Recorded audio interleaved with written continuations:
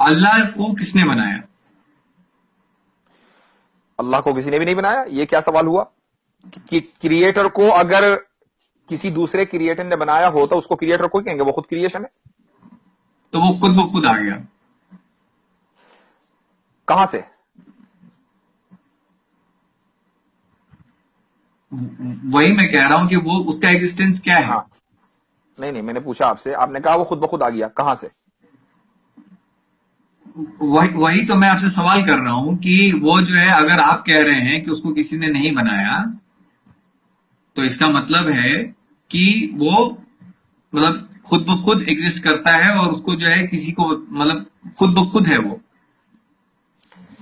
एक मिनट, ये बताइए कि आपने कंप्यूटर बनाया है ना? तो क्या कंप्यूटर के अंदर बैठे हैं आप या कंप्यूटर के बाहर बैठे हैं? बाहर बैठा हूं। अल्लाह ने टाइम बनाया है, तो वो टाइम के अंदर कैसे बैठेगा? वो टाइम के बाहर है।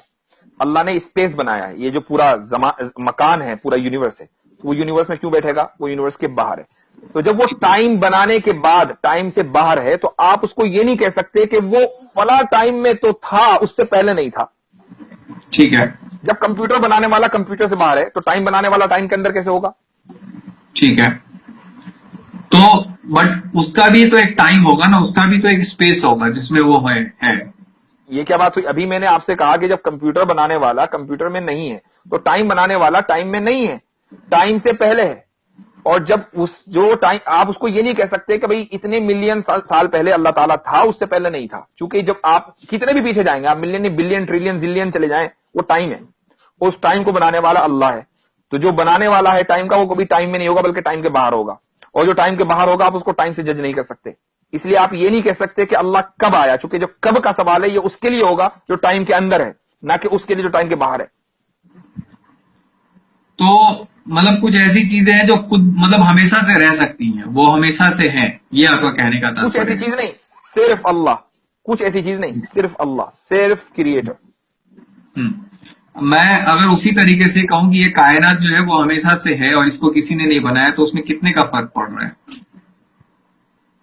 नहीं, तो आप अगर ये ना कहें कि अगर या मगर, आप ये कहिए कि है हमेशा से। आप क्यों थ्योरी को लेकर चलते हैं? आप फैक्ट्स के ऊपर बात कीजिए ना। आप ये कहिए कि भाई ये कायनात हमेशा से है, अब हम ये कहेंगे उसकी दलील दीजिए। जनाब, साइंस जो है वो ऐसे ही चलता है, थ्योरी पे ही चलता है। अलग अलग थ्योरी दिए जाते हैं, जिसको आप रॉन्ग प्रूव कर देते हो उसको हटा दिए जाते हैं, और जो सही रह जाते हैं वो रह जाते हैं। तो आप ये कहिए कि भाई हमारी थ्योरी के दबाव से कायनात हमेशा से है, अब हम ये कहेंगे भाई आप दलील दो, तो आप दलील दीजिए।